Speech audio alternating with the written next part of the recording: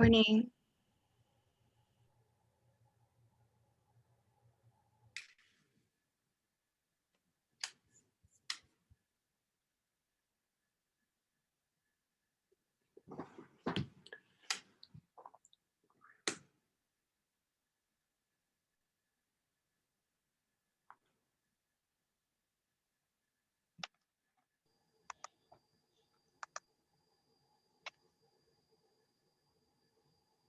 Good morning. Thank you for joining today's HIA-LI Manufacturing and International Trade Committee meeting. Thank you for joining today. This is our monthly meeting of December and happens to be the last meeting of the year. So we'll be meeting you, I believe, next year. So we are definitely looking forward to it. So I think we can get started in the meantime. Today, we'll be talking about the new year. How can we be ready for the new year for our businesses, and what type of considerations we should have from different points of view, right? So we have a great panel today, our panelists, and I'll be introducing them to you shortly. So as a start, I'd like to just start with our committee introductions. As you know, as HIA-LI's Manufacturing and International Trade Committee, our mission is to help manufacturers thrive in Long Island area. So that is why we organize educational and informative meetings every month for manufacturers of Long Island and businesses of Long Island. Sometimes we cover manufacturing-related subjects. Sometimes we cover subjects with regards to international trade. My name is Devecioglu. I'm a co-chairman of Manufacturing and International Trade Committee. And also I have my colleague with me, our co-chair, Ran Loveland, also today with us. So together, hey Ran, good morning. Together we run our meetings on a monthly basis. So today, before we jump into details, Ran, I know you are getting ready for next month's meeting. Would you like to tell us about it? Yeah, good morning, everybody. Welcome to our Manufacturing International Trade Committee meeting. Next month, germane to the time of year, we're going to be talking about taxes, right? How are taxes impacting manufacturers, and some strategies from various experts, including our expert here this morning, Danielle Michelle, who's on the line, talking about R&D tax credits, sales tax recovery, Section 199, Section 179, all types of tax strategies that can help manufacturers to save money and take advantage of the tax laws to put money back in their pockets and help them to invest in their company and new jobs, new equipment, and to help them to grow and thrive. So hope you can join us next month, next year, right? January 13th, 8 o'clock. Hope to see you there. Thanks. Appreciate it. Also, Ran, if you have a registration page, feel free to edit in the chat box so we can get started for registration if you have. Thank you very much. Okay. I appreciate it. All right. So this year, as you know, we have actually put together many different educational meetings. Some of them actually were on-site meetings earlier this year. Some of them happens to be online meetings, virtual, just like today. We talk about health and safety management at workplace, for example, for manufacturers. We talk about digital transformation for manufacturers as well as companies in international trade business. Speaking of international trade, we also had meetings with regards to how to do business with Vietnam, how to do business with China, and also we had experts from different departments, for example, as for international standards. When you are doing international business, import and export, for example. So it was also very educational, and we had a lot of attendees with us virtually as well as on-site. Earlier this year, if you remember, we met at Microsoft in Garden City. It was in January. And then we talk about how manufacturers can enjoy the benefits of technology and how manufacturers can also adopt digital transformation. We talk about it at Microsoft in Garden City earlier this year in January. Okay, great. And also, some of you I know follow us on LinkedIn. We also have a LinkedIn page. That's a LinkedIn group. If you also like to join us, that'd be great, so that you can interact with our group, as well as you can also have the latest news about our committee, what is coming and what we are planning. Great. Tony Joy, are you with us? Hi, good morning, Kevin. Good morning. Okay, floor is yours. Thanks, Kevin. Good morning, everyone. My name is Tony Joy Candela. I am the office manager with the HIA-LI. I, of course, wanted to thank Ron and Kevin both. Again, they just do a great job bringing the manufacturing community together and being able to put on these really progressive programs for, for you guys. So, so again, thank you both for your hard work in that. Just a few things I wanted to let you know, some great upcoming programs that we have, and as we kickstart our 2021 year. So actually starting tomorrow, we just have our Those Who Make a Difference celebration, and we'll be honoring 5 distinct individuals for their work in the Long Island business community and what they've done kind of through this pandemic to help others given the time frame. So we have our networking from 11 to 11:45, and then we have the program starting at 12. So I'll put that link in the chat box so you can register. Again, that is tomorrow. So if you can register today, that way we'll send you a confirmation email, all that sort of thing. That would be great. And then for 2021, we have our 43rd annual meeting and legislative program, where you'll hear from local and state representatives about kind of the 2021 forecast, as well as you'll hear some updates from the HIA-LI. That's going to be on January 22nd. So if you're able to join us for that as well, that would be great. And again, I'll put that link in the chat. That way you'll have it. And then again, just continue to keep an eye out for any emails. If you want to be part of our email blast or updates, certainly feel free to reach out to me. I'll put my email in the chat so that we can get you on our email list. So thank you all so much, and hope you have a great day. Tony Joy, thank you as always. I appreciate it. Thank you for the information. Thank you for keeping us updated. Much appreciated.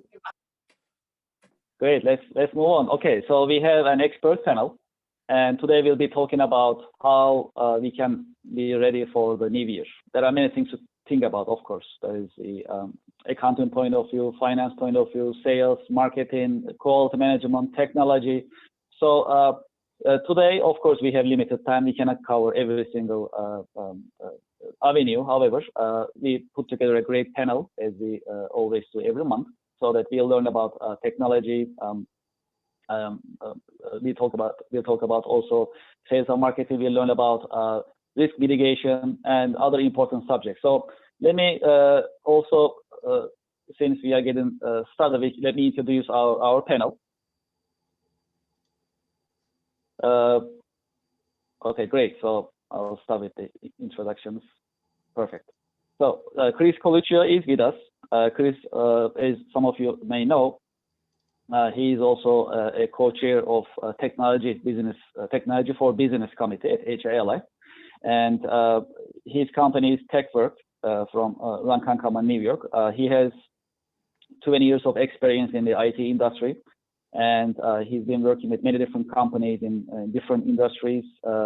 And Chris is widely recognized for his advocacy for technology and innovations and high standards for quality support and services. And we work very close with Chris, especially in cooperation with our committees, manufacturing committee as well as technology committee. Chris, welcome to our panel. Thank you for joining us. Thank you. We have Marty Khalif with us. He's the president of Paperless Solutions, PSI. Marty has many years of experience in helping companies going paperless. He's been working with different companies in many different industries. His company, Paperless Solutions, is based in Mount Sinai in New York. And he'll be talking about how companies can be going paperless and what considerations they should have getting ready for 2021. Marty, thank you for joining us. Welcome to our panel. Thank you. We have Alex Kvardirov with us. He's the president of MRAS Consulting. Alex is the principal of MRAS Consulting. He's ISO 9001 certified lead auditor. He has years of experience in ISO certification, training, as well as lectures on various ISO related subjects. Prior to his current consulting activities, Alex was employed by Parker Hannifin as a program manager. That's where he actually got a lot of experience in AS 9100 certification and practices. Alex, welcome to our panel. Thank you for joining us. Thank you. Glad to join. Appreciate it. Thank you. We have John McHugh with us. John is the president of Brainstorm Studio, and his company, Brainstorm Studio, is based in Melville, New York. John has many years of experience in different size companies. His company has been supporting them and helping them. His expertise happens to be marketing automation, CRM, as well as social media strategies.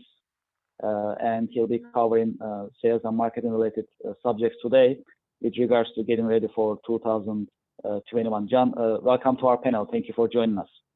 Thank you. And we have Rob Tokarski with us. He is the Vice President of USI Insurance Services. As you may know, USI Insurance is one of the largest mid-market business insurance and consulting brokerage in North America. Rob is Vice President, Property and Casualty Group at USI Insurance. He has 25 plus years of experience working with manufacturing and service companies across a wide variety of industries. Currently, he works with manufacturers as well as different companies to help them manage their risk mitigation and help them manage their insurance-related activities. Rob, welcome to our panel. Thank you for joining us. Great to be here. Thank you. Okay, great. So I think we can get started. So I'd like to invite Chris Colicchio to our virtual stage. And we'll learn about technology and how we can adopt technology, what we should be thinking about getting ready 2021. And we'll hear from him. We'll learn from him. Also, just so you know, at the end of our panel, we have a Q&A session where you can ask your questions. So if you have any questions, you can type in the chat box, or you can wait till Q&A session so that we can ask your questions to our panelists. Chris, let me stop sharing. Maybe you can start sharing. Yes, let me hit play on this.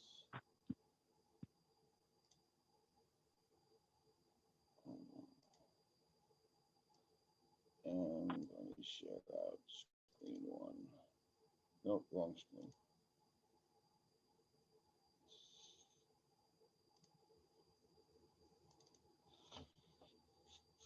All right, thanks everybody for joining. I really appreciate it. I'm assuming you guys can see my screen now? Yes, looks great. All right, awesome.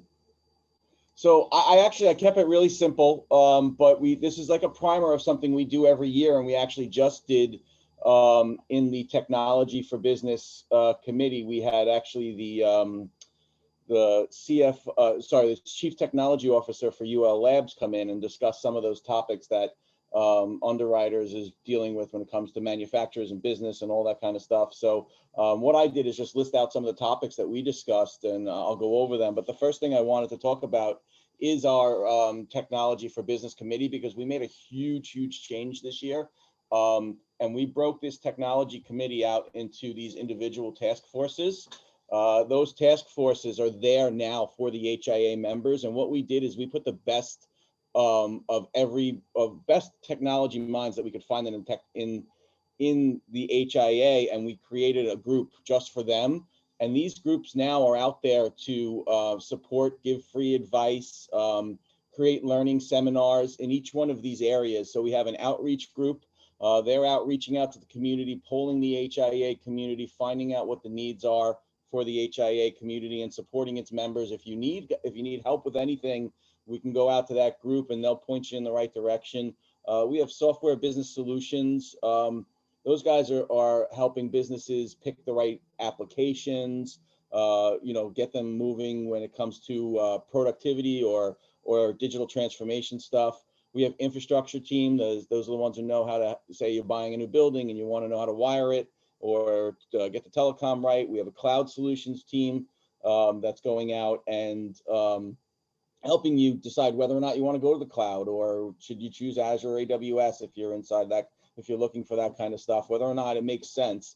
Cybersecurity, obviously a huge topic right now. We have it both from the legal standpoint. So we have a cybersecurity lawyer on that group, and also a cybersecurity analysis who's a CSSIP, which can go in there and just get you started. And then emerging tech, which was the group that presented last for us, which is going out and looking at all of these new technologies and maybe helping decide whether or not it's time to pay attention to them, or it's something that can wait a little bit. So I just wanted to give you a quick overview because we meet the first Wednesday of every month, and each month right now we're highlighting one of these groups, and I think that it's really gotten very dynamic right now, and we're getting a good number of people in there, and if you need any support at all and you just want to get, or might want to get pointed in the right direction, or who's available in the HIA when it comes to these different technology areas, feel free to reach out to me or any of the, I'll put up the names of who's running each one of these task forces.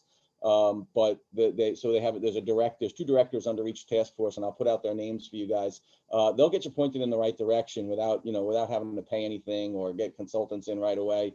They'll get you started. So it's a huge resource, I got to be honest with you, for now. So and we're kind of pretty proud of what we put together. So I would like, if you get a chance, take a look at what we're doing. On top of that, I kept this very simple. 2020 opportunities, challenges, trends that we're dealing with. They're honestly, a lot of them are really similar from what we had last year. We did this topic last year. We came up with a lot of the same stuff that we're still seeing.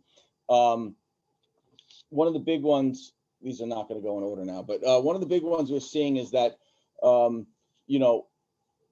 gonna go through all of these so I can put them in the right order. But so the technology adoption, to be honest with you, in the manufacturing world, especially on Long Island, has been severely lacking when it comes to what we see on Long Island versus some of our clients that are in other areas of the country. And we're finally starting to see that the manufacturers are looking at what do I have in shop? What are other people doing? What's the adoption? And they're starting to work along those technology trends and starting to adopt those technologies and get into that business transformation mindset that we've been talking about for a while. So we really want, and we're helping and talking to customers about, what do you got in house and how do you adopt those technologies and how do you make it a part of your ecosystem? And we're starting to see that a lot of the manufacturers are really, where in some cases they've, what happens on Long Island was with a lot of manufacturers, 20, 30 years ago, they set themselves up, they had the best technology, they had it, and they're riding that out. And I think now they're starting to see they have to reinvest. So we're seeing like that. When I say new approaches to ERP software, that new approach to ERP software is really like, it's not just this customer database. It's not just this process software where you use it a little bit, but your systems and your travelers and all these things go outside of the system. When we say these ERP softwares, we're really working on clients' process from beginning to end, all the way across the life cycle. And these new ERP softwares, these enterprises, this could be, they call them CRMs, they call them ERPs, they call them all sorts of, all sorts of products that are out there that help your business processes. But we're really working with clients now, and they're really asking us to say, how do I become paperless using these products? How do I integrate this so that my clients can get their docs online? How do I integrate this into my Teams and my SharePoint and all those kind of stuff so that the process becomes more digital? Obviously, because a lot of people are working remotely now, when you had these systems that weren't really organized or weren't really put together, it became a challenge, and they're starting to see that challenge where they didn't put everything into their ERP systems, and somebody had to go into the office to get paperwork or something like that. So next big trend that we're seeing is this big data KPIs powers. As we're adopting more technology, we're using these ERP softwares, and we're getting data from IoT from everywhere. We're starting to pull all of that data together, and we're seeing clients, they want to have these KPIs to understand how often machines are going down. Can they predict that the machines are going down in that predictive maintenance model? Where are the bottlenecks? How do we compare against other companies when we look at our key performance indicators? That's what that KPI is. We're using softwares like Power BI and other ones to put up dashboards for our clients. And they love this stuff because now they start to measure things that they could never measure before, because they want to say, where did that ticket, or where did that along the manufacturing process, where did we get stalled? Why did it wait 3 days in engineering, or why did it wait 3 days before it got on a machine when it should have taken 2 days or 1? And we can start using that. And as you start adopting those new ERP technologies and these other technologies, you can start putting that together to really create a powerful way to see what's going on inside your organization, see bottlenecks, and then get into this predictive maintenance. Whereas now, if we see people starting to add IoT and other things into their machines, and as they do that, they can start saying, well, it's not that I'm going to just know that every month I change the oil on a machine. I can know that, well, this machine, if it's used for 5,000 hours, it almost always needs this kind of maintenance. And because there's a sensor now that's in there that's actually testing the oil, for example, on a machine regularly, that oil, as it's being sampled in there, it can then come back and say, yeah, I know you only change the oil once a month or every 5,000 hours or whatever, but there's more impurities than normal in that oil. So now we can predict it and we can maintain ahead of time before there's a failure, or maybe there's some metal in the oil or something along those lines. So we're starting to see that using the predictive maintenance model and mindset, that businesses are starting to look and say, can I use these devices, or can I use this new machinery that's in there and start maintaining before there's a problem? Or in some cases, you're actually maintaining less because you were changing the oil every month, and you realize now I only need to do it every 3 months, every 5 months, whatever that is. So the predictive maintenance can actually save money out there. IoT is still a thing that we're seeing in the manufacturers, the Internet of Things. We have obviously concerns about it. Its adoption is weird. We're seeing it, IoT is obviously, you see it with TVs that are coming in that are smart, but also we've done a lot with temperature monitoring, where we're putting temperatures and humidity monitoring around the buildings for the manufacturers to understand where they might be having problems. They're not keeping their temperatures. It's affecting their manufacturing. It's still coming, and we should be looking at it. And you should be looking when you're purchasing new material, new equipment, what kind of IoT they have built into them. But so that's some trends that we're seeing. By far the biggest issues, 100%, and I put them off to the side for a reason, that we are dealing with in our manufacturers is cybersecurity and compliance. If you're a Department of Defense, if you're a Department of Defense contractor, you know that now you're up against CMMC and other compliances. But I'm telling you, even if you're not, the vendors that you are going to be using, the people that are subbing you, if you're doing work with Boeing, if you're doing work with anybody out there, the bigger organizations, they're going to start requiring you to be compliant. And so you got to start looking at that piece, whether you think you're a small organization or not. If you're selling to larger manufacturers, or you're selling your products to the Kmarts and the other people of the world, they are now asking for that compliance, even if you're the tiniest company out there. We've seen it at our clients that are $1 million or $2 million or out there. So, and then from the cybersecurity piece, there is tons of attacks going on. They're targeting manufacturers right now. We've seen it. They're stealing data. It's a lot from China and other stuff. So don't think you're too small. It's time to start paying attention, get an audit on your cybersecurity. It's not that expensive to get started, and start taking this stuff seriously. It's the most important thing that we're seeing right now. Is that my time, Kevin? I don't know. I was getting a ding. So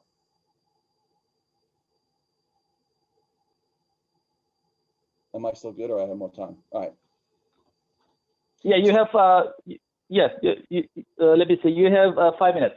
Oh, okay. All right. So what are we doing in the cybersecurity world and in the compliance world that we are doing for manufacturers? Obviously, the first thing to do out there is to get yourself an audit, right? And these audits, usually they're not that expensive. I mean, there are expensive versions of audits, but it's like you need to know a baseline of what your cybersecurity and compliances are. And the best way to do that is to have a company, someone, like I said, that doesn't need to be this really high-end audit to start, because almost exclusively you're going to find a lot of problems and trends and things that you need to fix. So get somebody to come in, run an audit on your organization. I would say for a lot of cases, if you have in-house IT or if you have other ones, they should be doing this for you, but you always want to have a third party come in because, politics of that stuff, or just they might be blind to some of the things that they think is secure that other people might not. So you should really have a third party assessment on your cybersecurity. And then in the compliance piece, it's the same kind of stuff. The compliance audits become more complicated. We're actually looking at policies and procedures. We're working to make sure that those policies and procedures are accurate, that they're being in place. And then, in some cases you have to obviously submit them to, or right now, in New York State or in the DFARS world, you have to submit them to the government to review. But all that stuff said, we got to start taking cybersecurity seriously. Almost all of our clients are getting hit in one way or another. We're trying to educate them. Most of it's through email, most of it's through spam and stuff. But I've seen too many manufacturers. In fact, we've walked into almost 3 manufacturers this year as new clients that had active threats on their network that we had to stop because of the way that they were set up. And it's kind of it's kind of disturbing out there. So my advice to you is start taking the cybersecurity piece seriously. And as a nod to Rob, who's going to be speaking a little bit earlier, I think that cyber insurance is probably the best bang for your buck right now, because it's probably the best way to keep your business from going down and not having to pay all these ransoms and having someone back you up if you do get hit with that. So I'll leave it there. I'll take questions afterwards, but all of these things are nice. Take care of your cybersecurity and your compliance, because it's a tough world out there right now. And I know I'm not trying to scare everybody. If you do it right, there's ways to lessen the footprint. But I think that the biggest issue that we find is that especially in the manufacturing world, they don't understand where their threats are. And they do things like add IoT to their network without segmenting it. So there was an article came out yesterday that I believe over 15 million IoT devices from a few manufacturers have a security flaw in them, that if the IoT device isn't patched, they can attack your regular network through those IoT devices. So there's all sorts of planning that has to be done about, if you want to implement things like IoT, doing this predictive maintenance and stuff, how to segment those from your network and keep each piece safe. So if one piece gets broken, it doesn't attack the other piece. So I'll leave it there. Like I said, I tried to keep it simple, but if I know we'll have some questions afterwards. So thank you. Thank you, Chris. I appreciate it. Thank you very much for your insights, as always. Yes, we have Q&A session coming up after our panelist presentation, so we can ask our questions. Let me take over the screen, and then we can continue. Okay, great. Yes, I mean, that's very important. I mean, all the information that actually Chris shared on his slides, predicting maintenance, IoT devices, these are really exciting. Especially as for predictive maintenance, for example, you can be proactive when you are actually managing the maintenance operations of your company, because normally machine breaks down and then you fix it. So it's called reactive maintenance management, which is very costly.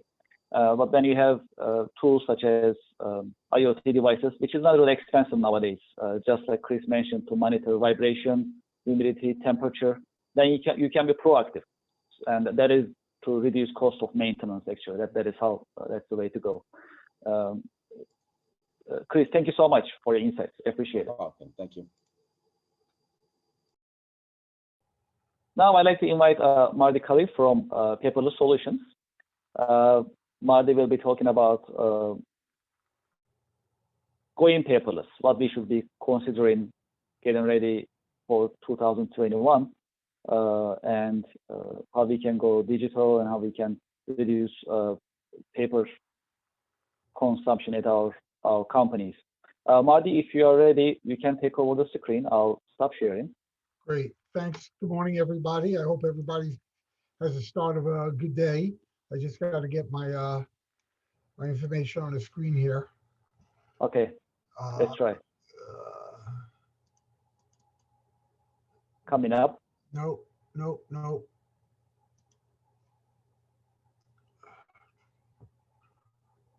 Okay, now we see your screen. Okay.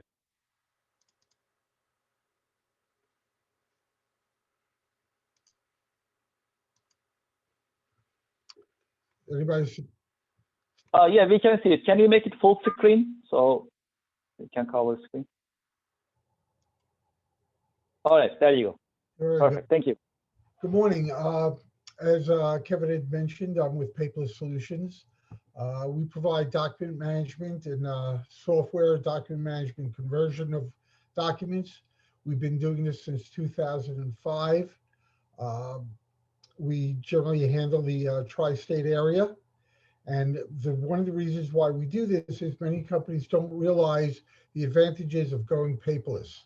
So I'd like to go over some of the information that I have that will help you going paperless. Some of the areas I'm going to cover are, I want to talk about some interesting paper facts, things people don't realize about paper, some of the benefits of going paperless, how to implement the document management system, the setting of priorities for the implementation, the importance of training, and ending up with some additional thoughts. So let me start with some interesting facts about paper.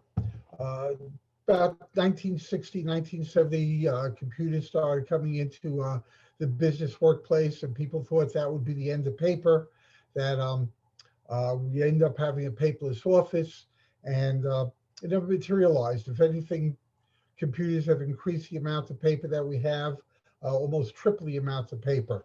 It becomes an issue to handle. People don't realize that it costs almost $2,100 just to maintain one file cabinet. What I mean by that is to store the documents in the file cabinet, the creation of all those documents, maintaining it, it gets to be kind of expensive.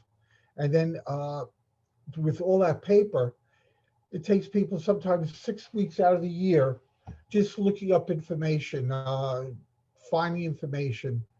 It becomes really a hassle handling paper. And a file cabinet, a 4-drawer file cabinet, can hold up to 16,000 pieces of paper. That's a lot of paper to go through. Employees spend 2 hours a week finding information, or and out of all that information, a lot of it gets being misfiled, where you're spending time looking for documents. Sometimes they're misfiled, sometimes they're out of the file, sometimes they're sitting on somebody's desk. You just don't know where the documents are. And you can spend up to 25 hours just to recreate lost documentation. So paper becomes a hassle. It's very expensive to maintain and just very time consuming. So some of the benefits of going paperless, going paperless will save you time, save you money, save you space, provide security to the records. It's just a more efficient way of handling your documents. In order to get started, you really have to do a proper return on investment. People think that going paperless, they understand that you're going to have to bring in equipment, that you're going to have software, you're going to have training, and that it can be very expensive. That is it worth the switch from going to a paperless office? But there are some companies that they could get the return on investment in weeks or months, depending on how they use their paper. It ends up being a very big labor savings issue. As we saw before, paper is extremely time consuming to work with. takes a lot of time and effort to handle all that paper. Going with a digitized file will save you the time, the money, the space. It just adds also the ability to go work remotely, especially with COVID right now. Many people are working remotely as compared to working out of the office. And if you're working out of the house and you need a file, it's just not healthy anymore to be involved with other people. So working remotely is a great way of doing business today. And that's one of the things the paperless office will allow you to do. The other thing is there are savings on photocopier costs. Copies are very expensive. You have to, there's maintenance costs, there's toner costs. And then of course, a digitized document allows you to do more. With a digitized document, you can share information without the cost of making copies. The same thing with printer costs.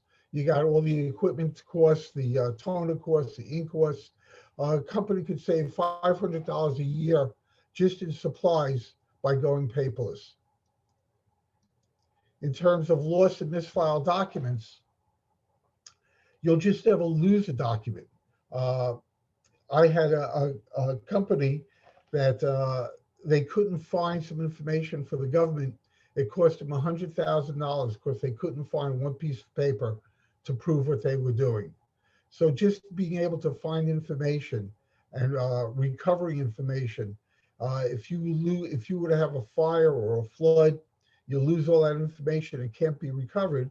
But if you digitize your records and you store them in the cloud or in a backup drive, you'll never be without your documents. You'll never lose documents.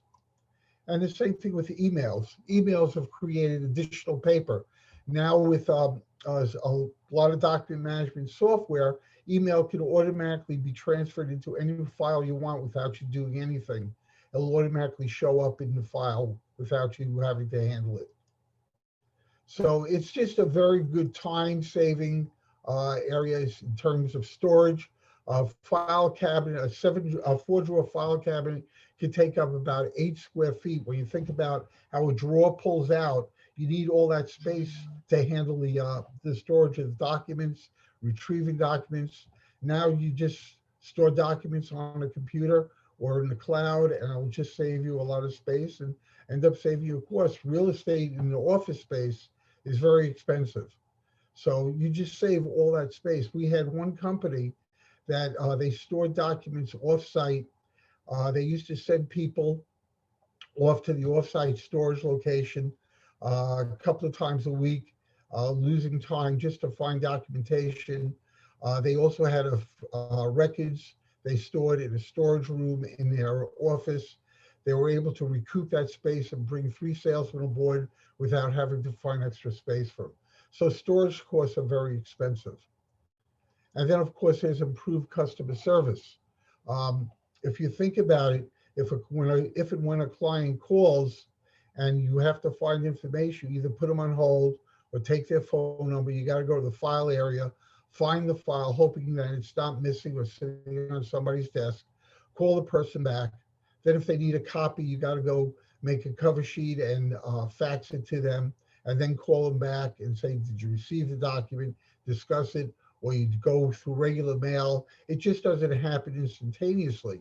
But if you're using a paperless system, when a client calls, you just key in the information appears on your screen, you answer his question. If he needs to see a copy of it, you can email him right then and there. 30 seconds later, he has a document on his computer screen, you resolve the issue. So it improves customer service. And as I said, document security, if there's a flood or a fire, you lose all your information. I read during Katrina, one of the storage areas was flooded in New Orleans, and people just couldn't get to their documents after the flood. Documents were destroyed. There was nothing they could do about it. Companies could go out of business if they don't have security to their documents. And it's the same thing with disaster recovery. If you were to lose all your documents with a fire or a flood or just lose it, you could be out of business. but by storing the documents in the computer, they'll always be available to you no matter what happens. The thing is that with implementation, it's something that just doesn't happen overnight. You just don't say you wake up one morning and say you're going to implement the system. You have to start doing, management has to start lead the way. You can't implement a system going paperless without management agreeing and following up and showing everybody that they are all backing in. They're going to take ownership of going paperless. Because if they don't do it, then the employees say, well, if nobody else is doing it, why do I have to? So you have to prepare your employees when you install a paperless system. You have to tell them why it's to their advantage. That will save them time, save them energy. It's good for the growth and profitability of the company. So so you want to make sure that everybody's on board and that they're going to continue with the project that you're putting in place. And you have to do your homework as well. Not a paperless system isn't really for everybody. I was talking to an attorney who is about to retire. He had about 650,000 pieces of paper that he, over the years that he accumulated. And he wanted to know if it would make sense for him, since he has to maintain these files for 7 years, would it make sense for him to go paperless? So we were talking to him and going over about how he does things, and came to the conclusion that it wouldn't pay for him to scan his records. It just wasn't for him because he wasn't going to produce any more files. So he had 7 years of files. Next year he would have 6. The subsequent years would be 1 year less. In 7 years he'd be out of paper.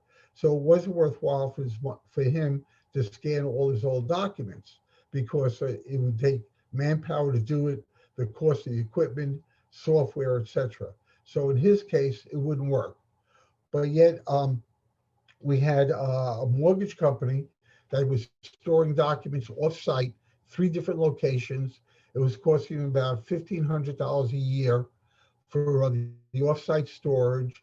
They would send 2 people down twice a week to find files. Then they would come back and just spent a lot of time looking for documents. If they had to mail information, they found out that they were spending $1,000 a month on postage when they could start using email instead. They just the way of doing it. You just have to do your homework and make sure that it's the right system for you. And scanning is not a marathon. I'm saying scanning is a marathon, not a sprint. It's something that you just don't wake up in the morning and say, okay, I'm gonna go paperless. My whole company's not gonna go paperless. It's a long-term process. You have to determine who's gonna be responsible within the company for going paperless. You choose your project manager and lead employees. Then you determine which documents you want to start scanning. The best thing is you. Hello, Marty. Yes. Hi, this is Kevin. Sorry to interrupt. You have 5 minutes. Thank you. Okay, thank you. You have to determine what documents you want to start scanning with. You may want to pick a permanent file or an area where there are just a lot of records that are taking up space. So you make a decision which application you want to start with first. You run with that application, you learn the application, and you continue working with it, getting all the kinks out of it, and then you go to the next application. You have to determine how you're going to index. There are a lot of ways to index, whether you're using alphanumerical by date, target sheets, it says, so you got to figure your indexing and how you're going to store the documents, whether they're going to be on site or through the cloud. And then you have to check to come up with a document management software to retrieve the information. It's something that you have to make sure it will suit your needs and use it for future growth. So you got to do a lot of your homework. And then also you have to decide if you're going to go paperless and you have a lot of older files, do you want to scan them yourself or use a service bureau? So you have to set all your priorities. And then you have to determine who needs to be trained, whether certain departments are going to be using the document management software or only managers or supervisors in certain departments. Everybody has to know how they're going to do it. The important thing is that all employees who handle the files and need access to the information should be trained. The failure to train people only leads to confusion. It creates low morale, and people just end up not going with the paperless system the way you want it to work. So training is a very important issue. Just some additional thoughts. Going paperless isn't just scanning paper and saving it. It's something that you use as an active document. And the absence of a proper document management system can cost a business both time and money. Going paperless is not only good for business decision, but it's good for the environment. And you should also let your customers and vendors know that you're paperless. So anyhow, that's my my thoughts about going paperless. I hope everybody can go paperless, enjoy the benefits of paperless. And of course, thank you and have a safe and happy holiday. Okay, Kevin? Marty, thank you very much. I appreciate it. Let me take over the screen.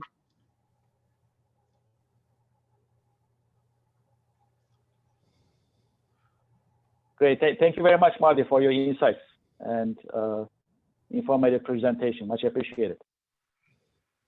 You're welcome. Okay, so we talk about technology. We talk about also how to go paperless and how to go digital. So now let's talk about how to manage quality and how we can actually manage our management systems. So I'd like to invite Alex Kvartirov to our virtual stage, and he'll be talking about subjects about quality management as well as continuous improvement. Alex, would you like to take over the screen? Yes, thank you very much, Kevin, and good morning, everybody. Okay, let me share the screen.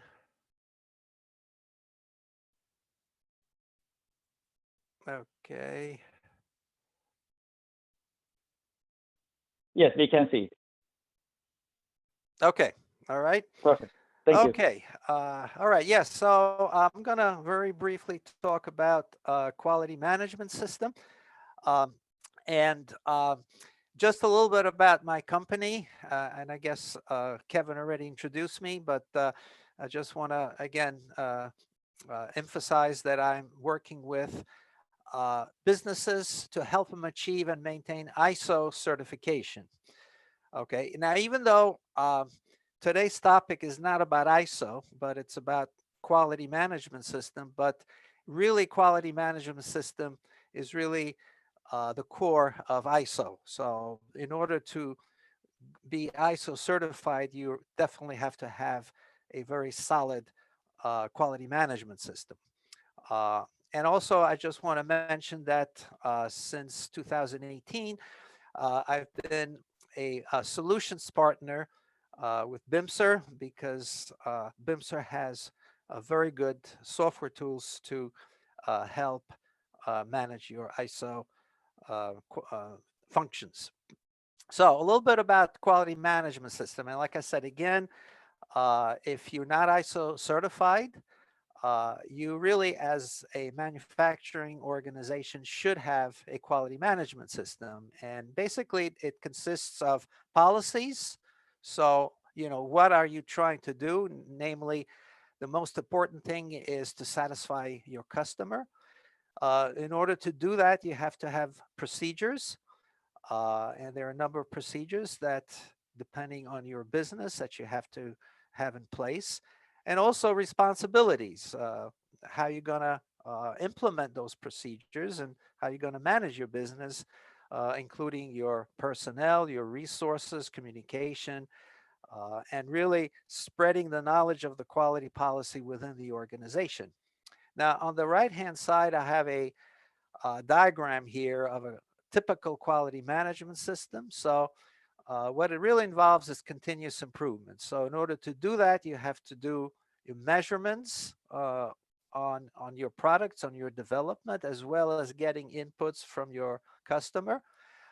And then management has to really control and look at how you can make improvements, make corrections, so that your quality and your efficiency improves. And that's really a very important aspect of a quality management system.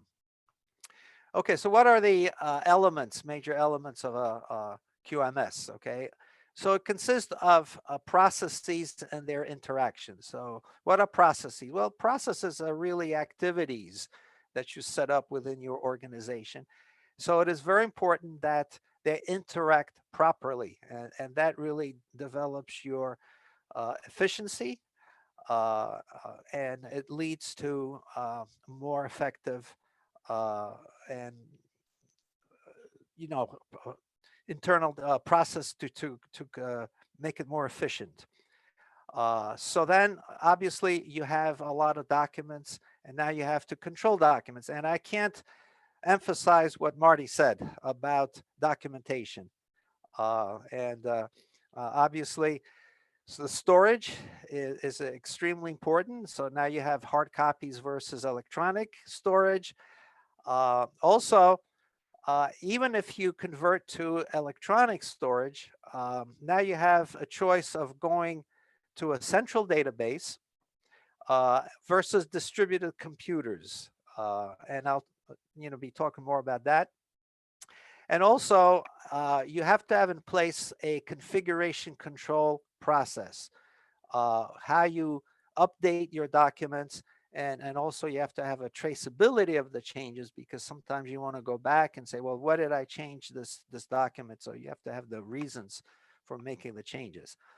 The last item, the element for QMS is your data that you collect, or your records.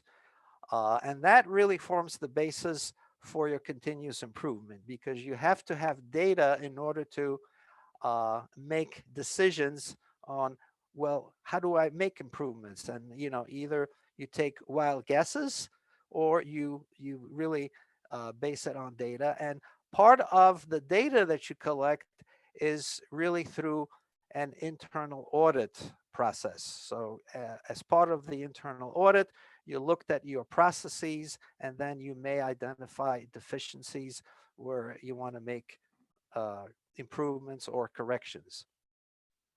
Now, what are the lessons learned to really going forward? And so really managing QMS has always been a very challenging proposition. Unfortunately, this past year, this had been made much more difficult with COVID, okay? And because now you have a number of employees that have to work remotely, and now you have obstacles in really accessing the company data, because from a remote location, especially if you have a hard copies, well, how do you get up to a hard copy if you're working from home, let's say? So a virtual control of the QMS documentation and records is really important at this stage. And audits, for example, especially if, because of the COVID restrictions, you may want to limit the number of people that come in and do audits in-house, and maybe you want to do those audits remotely or virtually. Now, the question is about a remote workforce. Is it, it's probably going to continue into 2021 and beyond, because it was found that it is really more productive for some of the people to work at home, because they don't waste time commuting to work, and they are really more free to do more work overtime, put in more overtime. And also, by having remote access, you have access to a larger labor pool, okay, without having those people to relocate. Now, obviously, to do that, you really need a software tool, because to implement QMS management, both on-site and remotely, that does require some tools that can help you to do that. Now, I just want to say that obviously in a manufacturing environment, the people that work with the machines and so on, they obviously have to be working on site.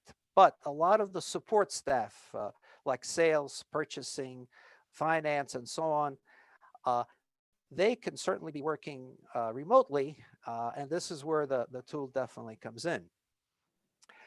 Now, what are some of the qualifications of a tool that help you to do this work remotely? And, obviously, tool has to support, doing your quality management, risk and compliance management. And some of the features that I think a tool must have is it's really have to have all the information stored in a central database. Because now, wherever you are, whether you're on site or working remotely, you have access to all of the documentation that you need to do your work. Again, it could be, the tool could be working on a cloud or on a on-premise server. So you have access to with a mobile app. And now you have to identify what data is accessible to what personnel, because certainly certain information should not be made accessible to everybody. So you need some read-write privileges that the administrator can determine. And again, very important part is that if you're doing an audit, whether it's a audit for ISO certification or just an internal audit, that in order to do an audit virtually, you need to have access to all of your QMS data. So again, the tool has to provide that capability. And again, it eliminates the problem of having documents, even though they're stored electronically, but they could be stored on various different computers, and even that takes time to find, well, where are they? So if they all stored in one database, then it's a tremendous help to manage your QMS. So another thing is to provide documentation control, or it's called sometimes configuration management, and to give you the traceability of the changes, as I mentioned before. That is a very important part, because sometimes you may want to go back to a previous version, and this will give you the very easy way of doing it. And also, I think it's very important is to monitor the activities and their schedules, because so many times you're not meeting the deadlines, and sometimes management is not informed about it. So that, again, the tool can assist you, and it can automatically, and if you missed a deadline, it can automatically inform management, so that management can take immediate action to address this problem, and not wait till it's too late, and then it sort of snowballs, and then you of course are late in making your deliveries. So again, that's, I think, a very important part of the qualifications of and the capabilities of such a tool. So that's basically what I wanted to say. That's my presentation, and thank you very much for your time, and I'll, I guess, release control to Kevin. Thank you, Alex. Much appreciated. Quality management, QMS, very important to think about. I mean, we whole have to have some sort of a quality management system in place, and many important things to think about in that sense. Alex, thank you very much. Also, just for your information, we keep our contact information on the screen. So if you like to continue this conversation, if you have further discussions, if you like to have, you can send email to our panelists or to us, Ron and myself, if needed. So our contact information is on the screen. Now I'd like to invite John McHugh from Brainstorm Studio. John will be talking about marketing and sales related subjects while we are getting ready for 2021. Let me stop sharing so John can share his screen. All right, thank you, Kevin. Thank you, John. Let's get the share going.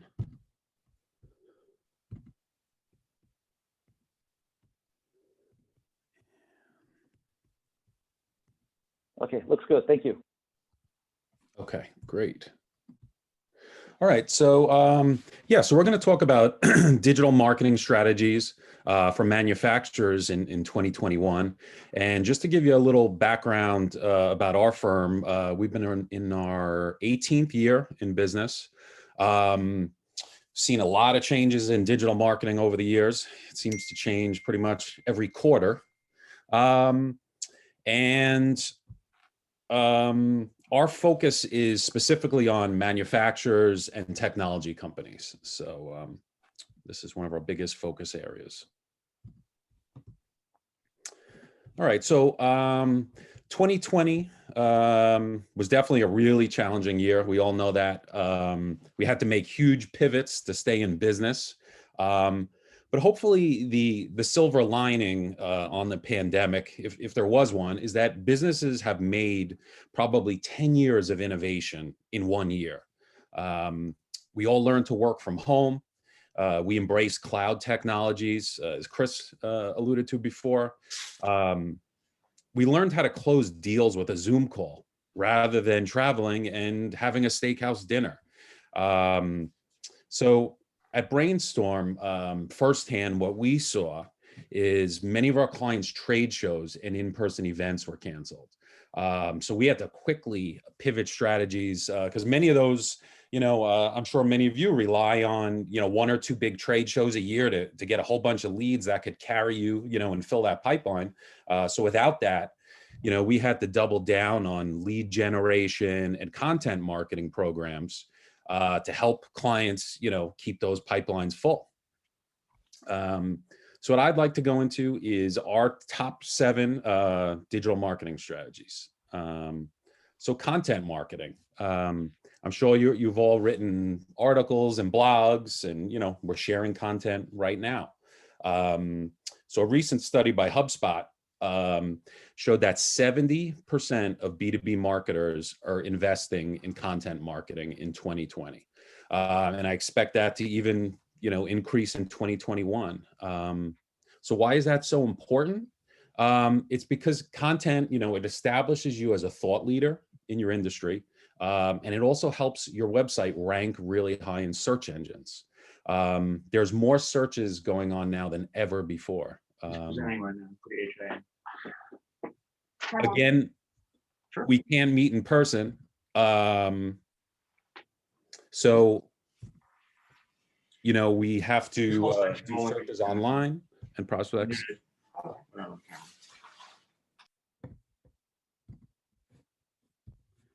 Excuse me, is there an audio problem? I think someone's microphone was on, but I muted it, so we can continue. Thank you.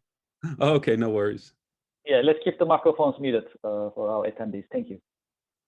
No worries. So as marketers, getting our content ranked in search engines is more important than ever, because if we can't meet people in person, your prospects are searching for solutions to their problems online. So if you have that content and your website ranks, you will be found. And what does that do? That helps you build trust and capture someone early in a sales cycle when they're doing that education and that research. And you can nurture them through the sales process. Next, number 2, marketing automation. Many of you probably have heard of my talks over the last few years in the group, where, maybe 2-3 years ago, marketing automation was a trend. It's no longer a trend. It's now the standard in B2B marketing. A recent study from Social Media Today showed that 75% of companies are using marketing automation. So if you're not doing it, your competitors are. And the benefits of marketing automation is, this software can do the work of multiple salespeople. It can nurture leads and tee them up so they're more sales ready for your salespeople. And give them great intelligence on what content, what videos, what technical papers prospects have researched. So when it gets to a member of your sales team, they know exactly how to close that lead. And it's going to make those leads close faster. Two platforms for marketing automation are HubSpot and Pardot. Those are our top two picks. Next up, number 3, AI-powered technology. I mean, you know, AI is influencing all technology, but especially with marketing, it can allow us to do things like A/B tests for landing pages. Meaning if you have 2 pages that, you know, have forms on them where you want someone to fill out, you can, you know, A/B test, you know, one version on one, you know, maybe a video on the other, and see which one performs best. Google Ads rolled out a lot of AI-powered features in the last year, allowing you to auto bid on different types of keywords in order to maximize conversions, right? We're all looking to generate leads. That's what it's all about. Clicks are great, but leads are even better. So they even have AI built in that can write ads for you based on what they think is going to perform the best. So one technology we're actually testing right now at Brainstorm, which is really cool, deals with email delivery. So, you know, especially now with the pandemic, we all have different work habits. You know, you don't have a commute anymore in the morning, right? So you're probably starting a lot earlier. Maybe even you pop on your computer late at night. So this software allows emails to be distributed on a mass basis, but be sent with individual send times. So if I open my emails commonly, you know, at 6 a.m., I'm going to start receiving emails at 6 a.m. If Kevin emails, you know, he checks his emails at lunch at 12, his will be sent at 12. So this software learns when your customers and prospects are opening emails and sends them on a one-to-one basis on when they are most likely to open the email. So super effective and not really expensive either. We're seeing open rates, you know, typically a mass email, maybe 15 or 20%. We're getting opens into probably the 40 to 50% range. So super effective. Let's get on to number 4, personalization.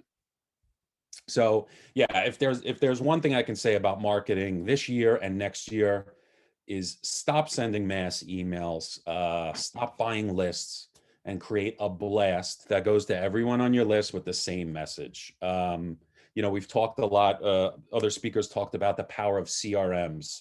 There's free CRMs if you don't have one. HubSpot offers a free CRM.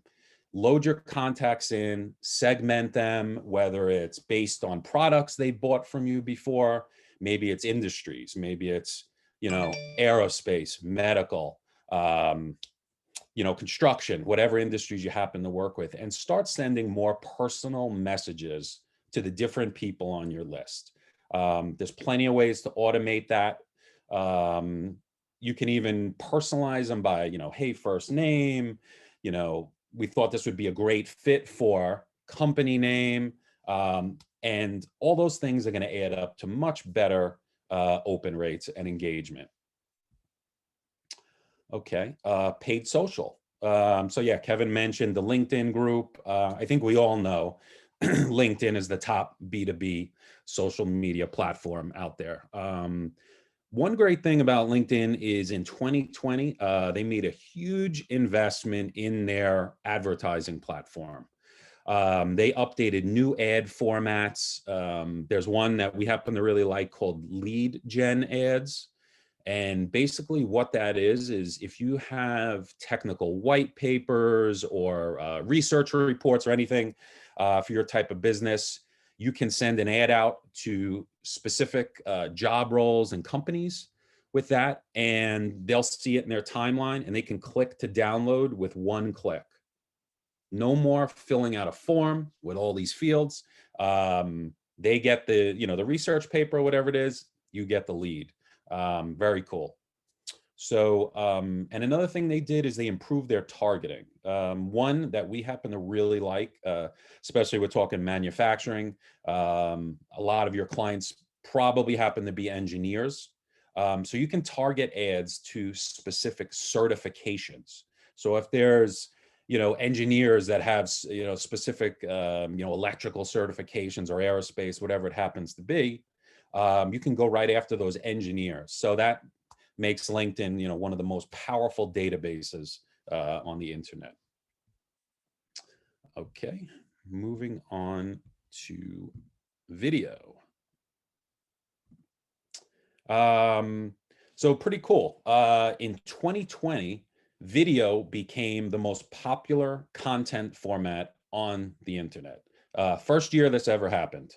Last year, 2019, it was actually blogs and infographics. That was the most popular content. So, video is officially the #1 content on the internet. So why is that? Video allows you to humanize your brand, and put a face behind the logo and the services you provide. While there's plenty of value in professional videos, we produce them ourselves. Lower quality video has become more acceptable with the pandemic, right? I mean, we're all doing these virtual events. You see a lot of talking head videos on LinkedIn. So it's cool that it's allowed us to just kind of be ourselves and, not have a production facility and just create like engaging video content, for our prospects. So, it's a great thing. So that's one thing to start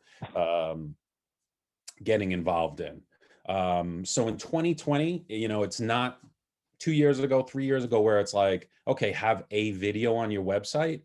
Now you actually have to have a video strategy and have multiple videos. And I would say not only use it in marketing, like use it in sales. There's times we'll send a proposal and I'll send a 45-second video of me with the proposal.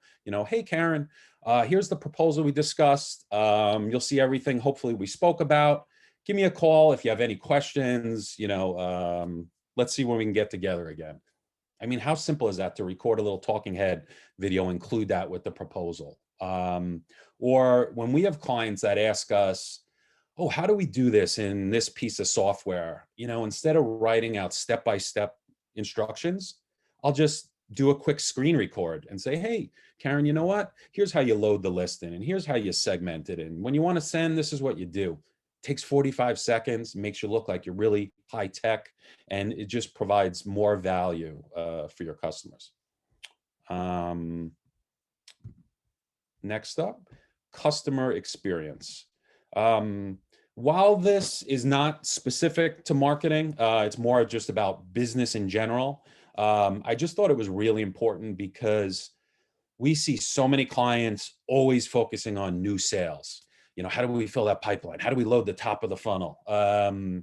But I always stress that it's just as important to put the same amount of effort into client retention, right?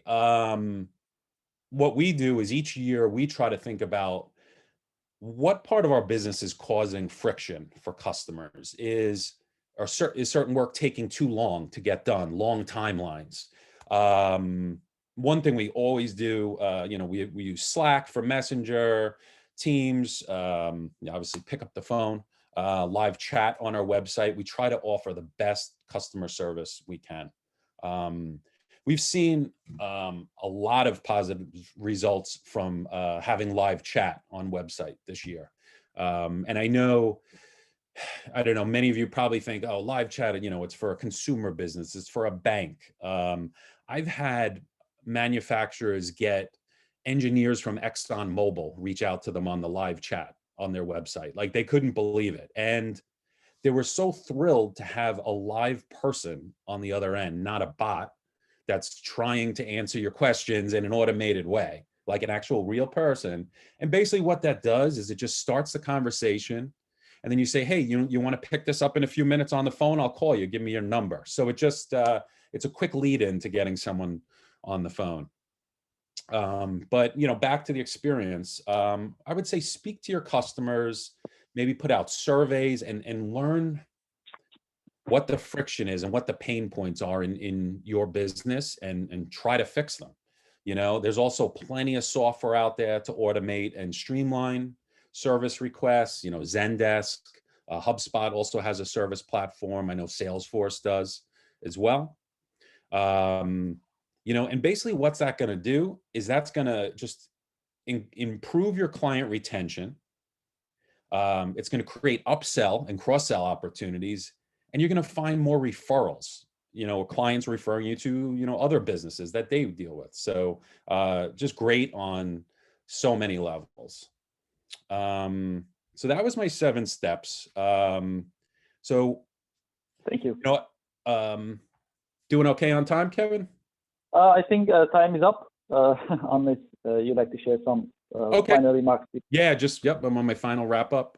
So yeah, you know, as we turn the corner in 2021, you know, things are going to look a little different, but there's a lot of positives. You know, I think we all have like strong client relationships now because the pandemic, we all went through everything together. You know, we're all doing these video calls and stuff like that. You know, people are continuing new ways of working and shopping, a lot more e-commerce, you know, a lot more business being done on the internet. So it's really important that you maximize your internet presence and use it, you know, to fill your pipeline and grow your business as much as possible. So yeah, thank you for the opportunity. And if anyone wants to reach out to me after this event, I'm happy to take a look at your website, hear what goals you have for next year and see if there's any way we can help. All right, thanks a lot. John, thank you very much. I appreciate it. Thank you for the insights. You're very welcome. Yes, definitely. Very, very important.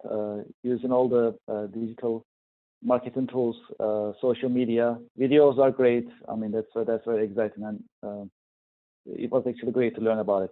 Thank you, John. Much appreciated. If you'd like to learn more about it, if you'd like to get in touch with John and our panelists, our contact information is on the screen. Our email address on the screen. You can stay in touch with us, and we can continue our conversation.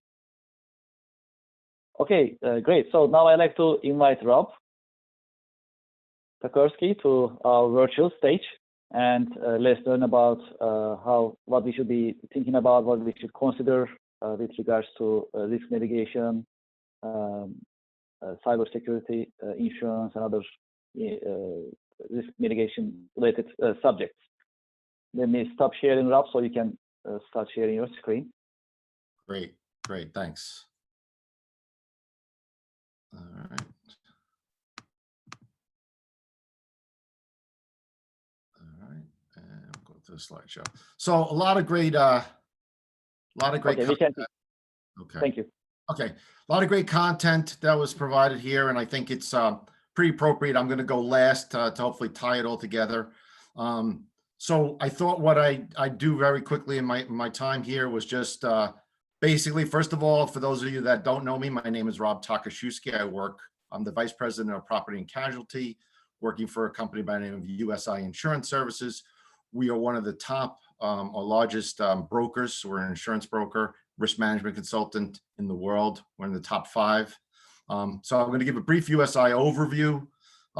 Very, very brief though. I'm not going to make it into an infomercial, but more as to kind of understanding our differential, understand how we as a company are prepared for 2021 and beyond, because our business model kind of plays to some of the trends that we have seen out there. So I thought we'd then talk about recognizing some of those trends in 2021 and beyond, some best practices to consider for your business or for your area, because it's going to impact you moving forward, and then some of the resources that may be available to you.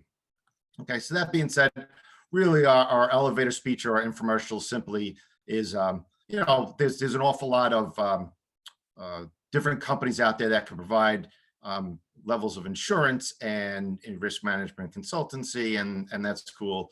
We're pretty uniquely situated in that we are one of the top 5 in the world. However, and what that means is we have size and scope for markets. We have size and scope as it relates to trends and understanding across industries that we then can take down to the local level. I give you that background because our differential and where it plays into things that you've already started to hear about with technology. And to Chris, one of our speakers earlier, Chris, I work with Chris, and I think Charlie Ward's on this call, and a couple of others as part of the tech committee that is part of HIA, and it's been a great resource. And it's I would tell everyone, make sure that if you have some opportunity to attend a meeting, it is very informative, just like and helpful, just as these manufacturing and international trade meetings are. Okay, so that being said, our differential really revolves around technology also. So we use benchmarking and we use analytics as a means for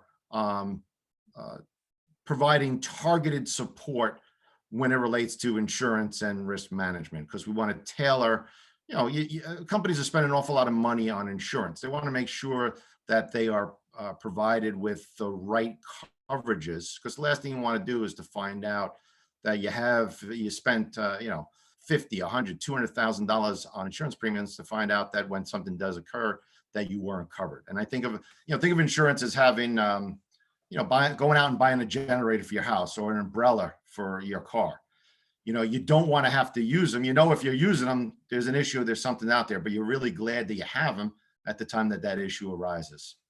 So we use benchmark and we use analytics. We have a proprietary system that kind of, updates and provides that tailored approach. All right, so I give you that little elevator speech simply because the trends heading into year 2021, and everyone's kind of experienced it or started to experience it. A lot of what we're going to be seeing in 2021, especially from the financial end and the risk management end, and the insurance end, we've already started to see in 2020, and they're becoming more concrete as we move forward. So a couple things. One is, insurance markets. They're gonna continue to harden, and that's just a fancy way for insurance folks to say insurance is getting more expensive to buy. So I want to go over the trends and, basically how they may impact you specifically or your business, because I think that's the key takeaway. Is that's cool that we want to be able to show or highlight some of the trends, but really you got to be able to internalize them as to the impact, both positive and negative, they may have on you, and then being able to mitigate the risks that these trends could provide. So if the insurance markets are hardening, what does that mean? Fancy way of saying that it's getting more expensive for insurance. Why is that occurring? Well, several reasons. One is that there's been more named storms in the world in 2020 than ever before. And what that does is that puts pressure on the insurance markets, because there's a lot of more payouts that are happening, especially on the property side of things, as we move forward. But it's not just the storms that are impacting, and obviously the payouts. There's a trend known as social inflation, and really what that is that we find more and more situations not getting resolved appropriately via insurance. So when someone feels that there was a transgression, that there's more inclined to go to court. And in the past, there used to be a lot more settlements. Now, a lot of the plaintiffs are taking their chances and believe that they have friendly juries. So they're seeing bigger and bigger jury awards out there for any of the claims that maybe didn't get satisfactorily resolved for them. You have so there's a lot of these issues that are out there. The coverages are becoming more limited, and the carriers are becoming more selective. So you're going to be asked a lot of times as you renew your policies as to more information, and you may be saying to yourself, "Oh, I've had the same insurance carrier. I've been working with the same broker. Why are they asking me these questions now 12 years later?" Well, because now carriers are worried about payouts, and they want to make sure that they fully understand what type of business model you have, and which will wind up going into my second point here, which is with 2020 and beyond, you've started to see that as there's more risks out there, and they're newer risks and added pressures on company owners and business models. And really, what does that mean? Well, again, we've talked about cyber, and Chris started off very well, kind of saying you need to be aware of cyber breaches and cyber concerns. Small businesses, large businesses. In the past, it was always, well, it's not going to happen to me because I'm in this industry, or it's not going to happen to me because I'm this size company. the bad actors, the criminals out there really don't care the size business that you are. They just care if they have, if a criminal's walking down the street and there's a line of cars, they're going to see which car door is open so that they can, look to, perform some sort of either steal the car or the contents of the car. Same thing here. They're going to look for vulnerabilities, regardless of the type of business that you are. So there's a lot more risks surrounding cyber breaches and cyber attacks. Ransomware is it's been up 700% in 2020 over previous year. And we're going to see that continue. And the ransomware is basically shutting down your systems and your computer and asking for a ransom. And that as a bigger problem, cyber risks have been identified again as for 2021 as the biggest concern that business owners, small and large, have regarding the risks that they face moving forward. I give you that information because, again, you're going to see more demand for cyber security products out there because it just makes sense. But also you may see it from an insurance perspective. Companies, underwriters may ask you about the protocols you have or the equipment that you're using. We talked about new risks, it's about cyber, but not only that, there's other risks that are out there. One that has been coming up if you're a company owner or a company executive in the past, you have what's known as directors and officers in insurance. And basically what that means is that if the company gets sued, you as a director aren't held personally responsible for the actions of the organization. Now, moving forward, there seems to be more litigation that is happening where they're saying, "No, you as a business owner, as a company executive, you created an environment that allowed this to happen. So I'm going to look to try to hold you responsible as well." So you see a lot of pressures on the D&O area. And then, again, I think that as business models have changed, you have companies like GM that are making or were making ventilators, but were previously making, cars or still making cars. You have restaurants that 100% were for dine-in, now are doing delivery service and allowing for pickup. The business model changes that are out there also now bring additional risks for those companies. And you just got to be aware that and make sure that your policies cover that. Because if you have now a delivery service for a restaurant, you now have drivers, you have, you make sure your commercial auto has been looked at and been reviewed and to make sure that you're covered. There was an instance that may have occurred. The third trend, last one that I just want to mention is just, operating a business during a pandemic remains very challenging. Well, no kidding, Rob. We've seen that in 2020. We're going to see that continuing in 2021. And, so some of the things to just kind of think about from the trends and why is that, so, there's a lot of different risks with each type of employee. And I'm not going to, I've done webinars before with some of my friends in the legal area, is that you just got to be aware that as you reopen your business or your business model has changed, that your employees may now be in a different situation where they're, previously were working in the office, now they're working from home. There's risks or different risks that are at home. They were previously in the office and now they're going out and, delivering, for instance, for a restaurant. So just being aware about there's different types of employees and the risks that are out there. Managing physical distance. You see companies that have taken the actions of putting plexiglass up. There's a lot of technology that's being used for facial recognition to see if you're utilizing your masks when you go into a building, temperature checks. You got to make sure that you're doing these things to keep your business up and running. And even if you're a service provider and you're going into these facilities, knowing that they have these protocols and need to have these protocols, because it's keeping in tune with whatever the local and state regulations may be, but also because they're looking to keep you and their employees safe on site. And the last part of it, which is, again, with the remaining challenges, is making sure that your physical workspace is prepared and continues to be prepared. Maintaining the appropriate levels of inspection of the equipment or the, whether it's the HVAC system, the security system, the fire system, to the updating of the protocols that you may have in place, to even the cleaning. And I know that technological advances. You have cleaning companies that are now using things such as UV and using it very effectively for a way to clean offices and provide a level of confidence that the cleaning mechanism is helping combat COVID-19. So just be aware of that. Some best practices I consider. Yep. Hello, Rob. Hi, Yep. this is Kevin. Sorry for interruption. You have 5 minutes? Yep. Very good. No worries. Best practices. Thank you. Yep. Best practices to consider for 2021. First of all, research resources available to your businesses. You got HIA, you got a lot of different service providers. I know some on the line I've worked with before on this call. They're very good at what they do, and they're more than willing to provide the knowledge base out there. The internet is a dangerous thing, but it's also a fantastic resource to be able to find means of the best practice. Work with your insurance professional. I'll give a shout out to myself and a bunch of other brokers across the country.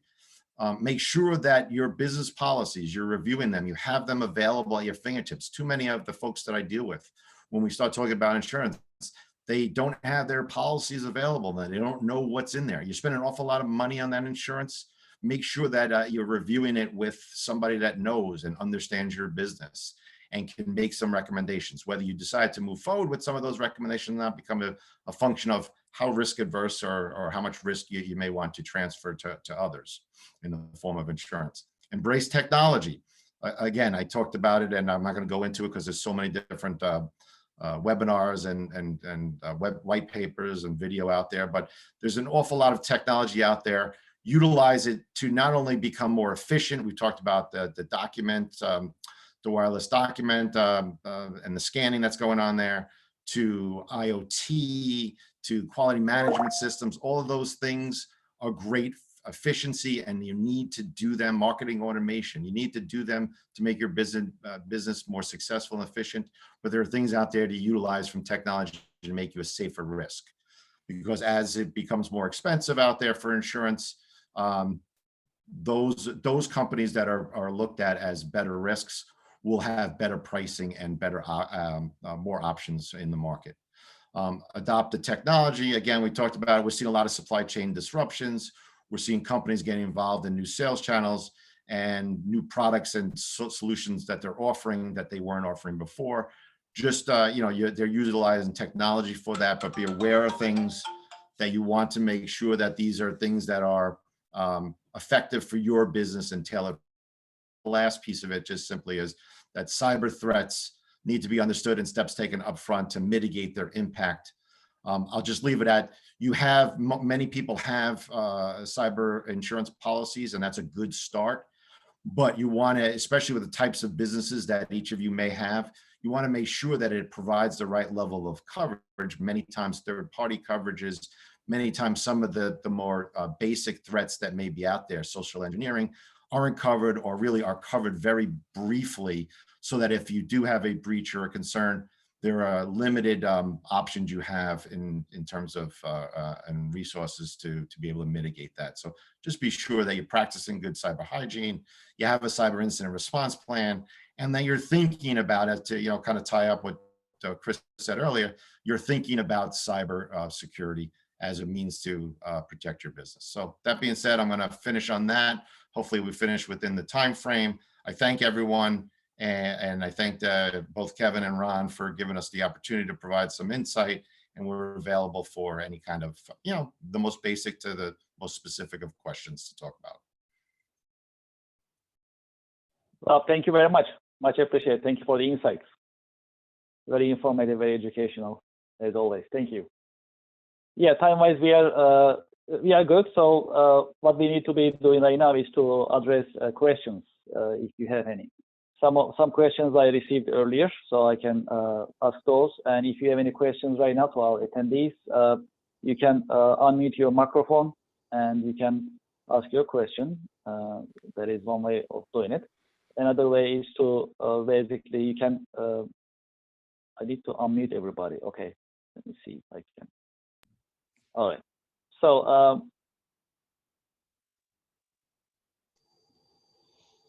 If you have any questions, you can ask our panelists. You can unmute your microphone. One of the questions that I can ask, for example, is for Chris. Chris, are you with us? Yes, I am. Okay, great. I appreciate it. So one of the questions actually is about cybersecurity. It also touches what just Rob mentioned as well. So where to start for cybersecurity at our company? What is the starting point is to implement, just like Rob mentioned, a good cyber hygiene. I like that term. Thank you. So I guess the issue with cyber is that, you have to really understand the baseline of where your organization is. And, for me, not understanding where you guys are at from a technology standpoint. I mean, there's the policies and procedures that you need to put in are dependent upon where the organization is already. So I always go back to the best way, and there's assessments that you can take online. There's things that you can do, but getting somebody to come in and say, where are we at? Because, for example, I walked into a manufacturer recently and, their IT person said, everything's fine, everything's great, everything's working. We came in and did an assessment and was like, you guys are using technology from 2008, unpatched, unupdated. So you need to know where you are. I mean, there has to be an education piece to it. And so at the very, very least, or where I would start, is probably getting your team educated, at least to look out for what's out there, because almost all of your cyber attacks right now come through people in your organization that are untrained, through phishing attacks and spam and other, and actually targeted, what they call spear phishing. So that's where you get most of your stuff. So if there's even just getting a small training protocol, or we have a software that goes out and sends test fake spam, fake phishing emails out to clients just to test their people to see where they're at. And you'd be surprised, 30–40% of the people click on these things. So that's your biggest line of defense, is to say, look out for things like, I never did a wire transfer before, and now all of a sudden people are asking me for a wire transfer. If you do nothing else, I mean, even more than changing passwords, even more than doing all those other things, start training your users to look out for that stuff. It makes a big difference. But nothing really honestly beats an audit that tells you where you are with your baseline, because that's the only way you know what to pick and choose first and what your hot issues are.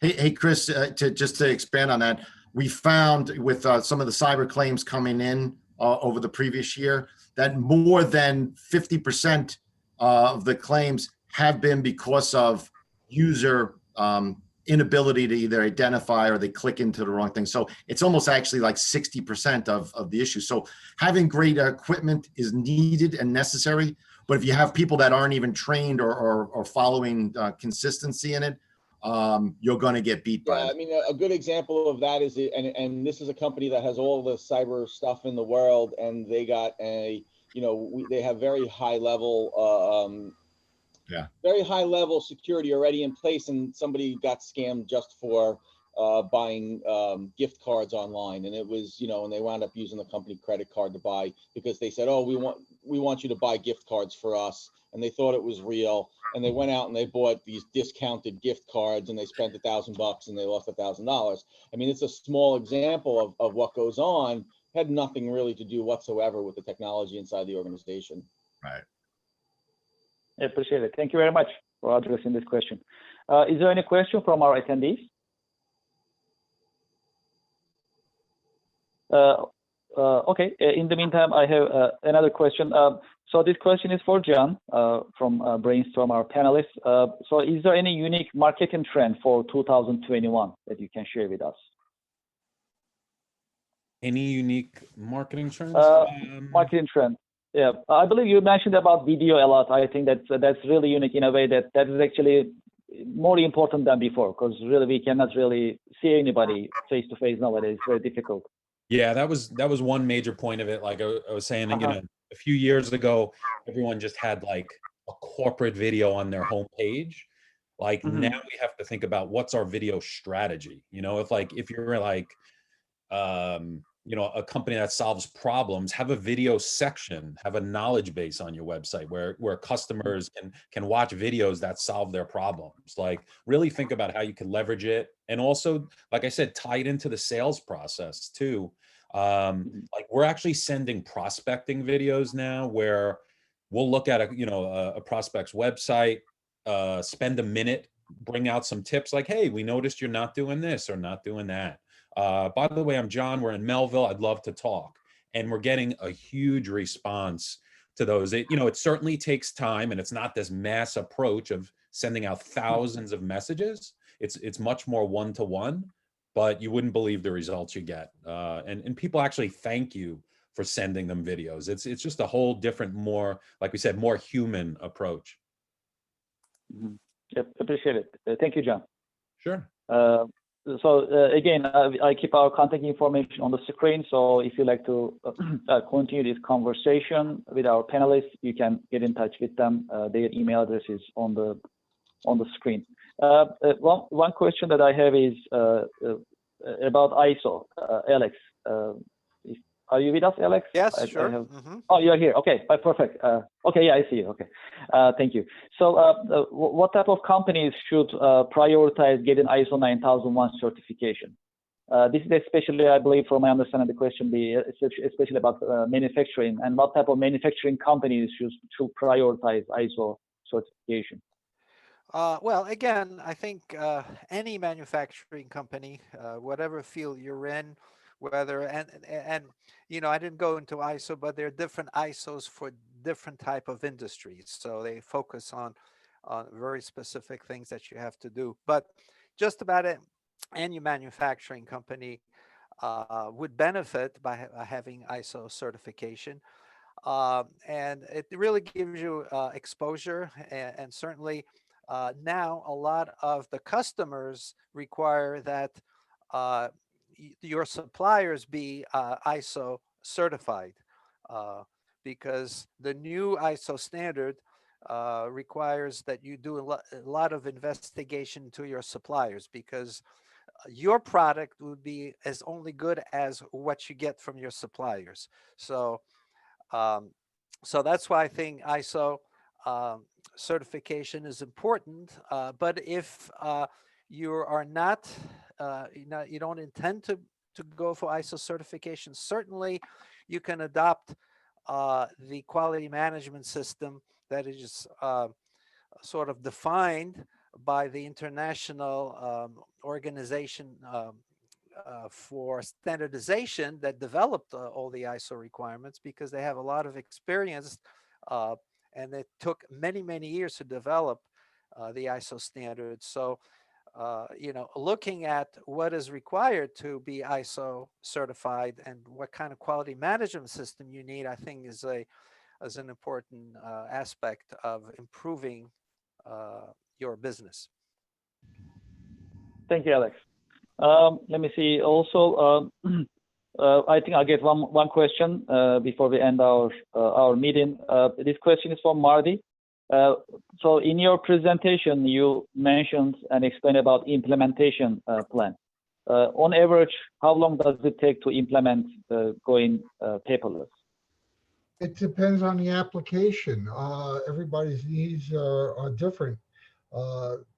If you just store scanning documents for just maintaining the files, for just storing files, you could send them out to a company to scan the records. As soon as you get them back, they're implemented. There's no real length of time. It depends on the application, depends on the company. If it's just going to be for, I said, for storage, it's one thing. If it's going to be active files, then it's something different. You got to have the pick your software, pick your indexing. You got to pick people to be the project manager. So it all depends on the company and the application. Thank you, Marty. Yeah, so there are different factors, obviously. So we need to, think through this.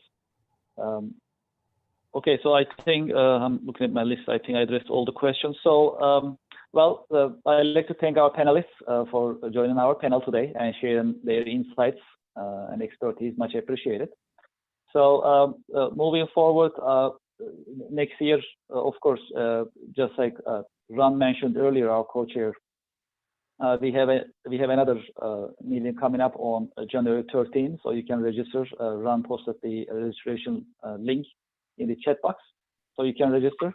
We are putting together our programming for next year. So if you are interested in sharing your insights, joining our meetings as panelists, please feel free to get in touch with me or Ron, and we'll be happy to cooperate with you. We always welcome insights from experts from HIA-LI community.